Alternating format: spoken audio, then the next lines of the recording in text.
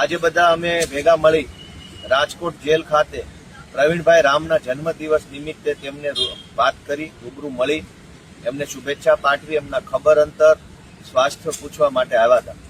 શરૂઆતમાં અમે અહીંયા મેઇન ગેટ ઉપર ફોર્મ ભર્યું, બધી વિગત આપી, તો અમને મેઇન ગેટથી જવા દીધા, ફોર્મ ભરી લીધું, સ્વીકારી લીધું, અમને વેઇટિંગમાં બેસાડ્યા. અને ત્યાર પછી જ્યારે વારો આવવાનું નક્કી થયું ત્યારે અંદરના અધિકારી એવું કીધું કે ગોપાલ ઇટાલિયાને મળવા દેવામાં નહીં આવે, અથવા તો તમને બધાને મળવા દેવામાં નહીં આવે જો તમે ગોપાલનો આગ્રહ રાખશો તો. ત્યાર પછી મેં ઘણી ચર્ચા કરી કે મને કેમ નહીં મળવા દેવામાં આવે, કયા નિયમ, કયો કાયદો, કઈ જોગવાઈ, પ્રિઝન એક્ટ એટલે કે જેલનો કાયદો બનેલો છે, એની કઈ શું જોગવાઈ છે. તો અધિકારીએ મૌખિક રીતે બસ અમે કીધું છે એટલે તમને નહીં મળવા દઈએ, અમને ઉપરથી કહેવામાં આવ્યું. એક જ વાતનું રટણ ચાલુ રાખ્યું. મેં ઘણી બધી વિનંતી કરી, રજૂઆત કરી કે કોઈ નીતિ નિયમ પ્રમાણે હોય તો કંઈ વાંધો નથી, પણ હવે મારી વાત માન્યા નહીં. ત્યારબાદ મેં એવું કીધું કે હું વકીલ તરીકે મળવા માંગુ છું. તો એમણે કીધું કે તમે નહીં મળી શકો, એ તો અમે નક્કી કરશું કયા વકીલ મળશે.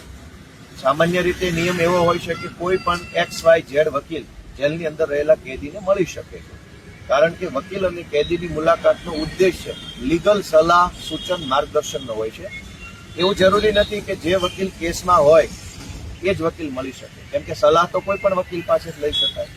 એટલે પ્રવીણભાઈના કેસમાં વકીલ ગોપાલ હોય કે ન હોય, પણ પ્રવીણભાઈને જો ગોપાલ નામના વકીલ પાસેથી સલાહ સૂચન લેવી હોય તો પ્રવીણભાઈ અને ગોપાલ મળી શકે છે, આવો નિયમ. પરંતુ એમાં પણ જેલના અધિકારીએ મનમાની કરી. એક બાજુ ખેડૂતોની લડાઈ લડનારા લોકો જેલમાં છે. જુનાગઢ જિલ્લા આમ આદમી પાર્ટીના પ્રમુખ હરેશભાઈ સાવલિયા અત્યારે ખેડૂતોની લડાઈ લડતા હતા તો એમના ઉપર ખોટી એટ્રોસિટી અને છેડતીની ફરિયાદ કરી જેલમાં પૂર્યા.